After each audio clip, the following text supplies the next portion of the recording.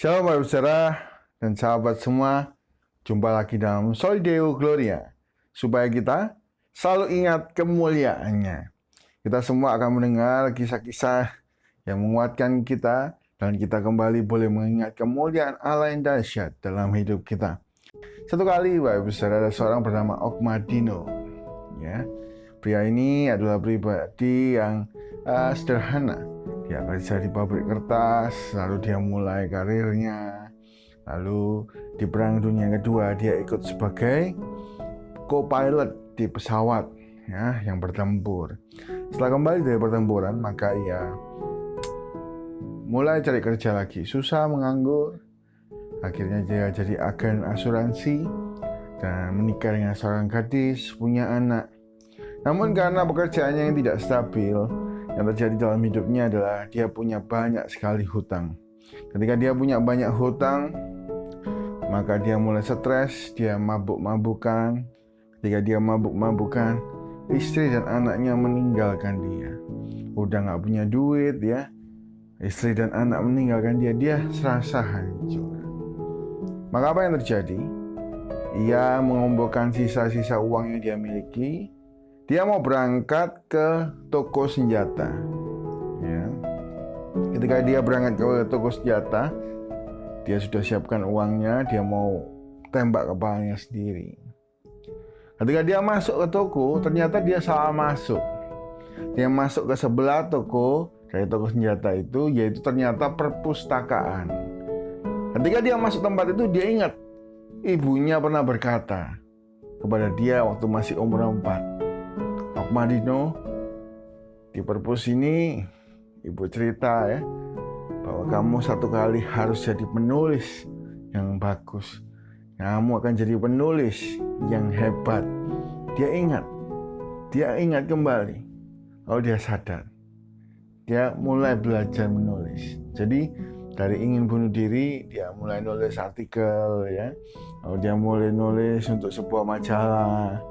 Lama-lama dia menjadi penulis yang luar biasa. Satu kali dia menulis sebuah buku yang luar biasa. Judulnya adalah The Greatest Salesman in the World. The Greatest Salesman in the World. Wah, luar biasa itu. Buku ini terjual sampai 35 juta eksemplar dan diterjemahkan dalam 18 bahasa. Wow, dia jadi penulis yang luar biasa. Apa isi buku itu? Isi buku itu adalah prinsip-prinsip yang ia temukan dalam hidup. Ketika dia mungkin mulai merasa hancur, mulai merasa nggak berdaya oleh masa lalu. Ya. Apa yang dia tulis? Ya, ceritanya adalah seorang hafiz yang menemukan gulungan scroll yang isinya adalah 10 cara supaya kita sukses dan bahagia.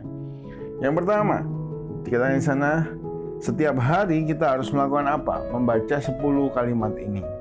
1. Hari ini saya mulai hidup yang baru. Ya, banyak orang terkungkung di dalam masa lalu. Ya. Hari ini kita harus mulai hidup yang baru.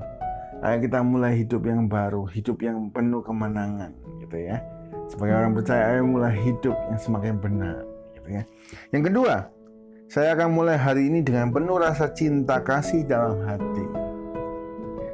Kita akan mulai hari ini dengan penuh rasa cinta. 3. Saya akan tetap tekun mengerjakan sesuatu sampai saya sukses. 4. Saya adalah ciptaan Tuhan yang terbaik. Bukan ciptaan Tuhan yang gagal, tapi yang terbaik. 5. Saya akan hidup untuk hari ini seolah-olah hari ini adalah hari saya yang terakhir. 6. Hari ini saya adalah pengatur emosi-emosi saya. Jadi kalau kita marah, apa kita sukacita, itu tergantung kepada kita sendiri, gitu ya. 7. Saya akan membagikan tawa kepada dunia. 8. Hari ini saya akan berbuat kebaikan ratusan kali lebih baik daripada hari kemarin. 9. Saya akan melakukannya sekarang juga tanpa menunda-nunda. 10. Hari ini saya akan berdoa Tuhan akan menunjukkan jalan yang terbaik. 10 hal ini ditulis oleh Okmadino menjadi buku terlaris dan dia penulis hebat, terhebat abad 20. Bapak Saudara bisa cari searching ya, ini kisah nyata. The greatest salesman in the world. Dari masa lalu yang buruk berubah jadi masa depan yang gemilang. Mungkin hari ini kita merasa kehilangan segalanya dalam hidup kita. Mungkin dalam pandemi atau dalam problem masalah kita seakan-akan nggak ada jalan keluar. Kita seakan-akan ingin bunuh diri, mengakhiri hidup kita. Mungkin kita kehilangan segalanya. Tapi ingat, bersama Tuhan masih ada harapan. Hari ini adalah hari yang baru. Kita adalah ciptaan Tuhan yang terbaik. Ya, saya mau tutup dengan sebuah ayat, Efesus 2 ayat 10. Dikatakan di sana, karena kita ini adalah buatan Allah, diciptakan dalam Kristus Yesus untuk melakukan pekerjaan baik yang dipersiapkan Allah sebelumnya. Ia mau supaya kita hidup di dalamnya. Hari ini kita harus sadar kita ini made in Tuhan, ya, made in God. Kita ini ciptaan Tuhan yang istimewa.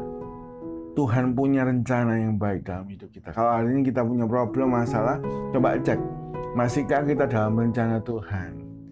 Masihkah kita sehidup sesuai potensi yang Tuhan taruh? Ya, ayo kita kembali ke tracknya Tuhan, mulai hidup yang baru, mulai hidup yang memuliakan namanya, dan biarlah hidup kita menjadi berkat bagi banyak orang, terutama memuliakan Tuhan. Sampai jumpa kembali dalam Soli Deo Gloria, supaya kita selalu ingat kemuliaannya. Tuhan berkati kita semua.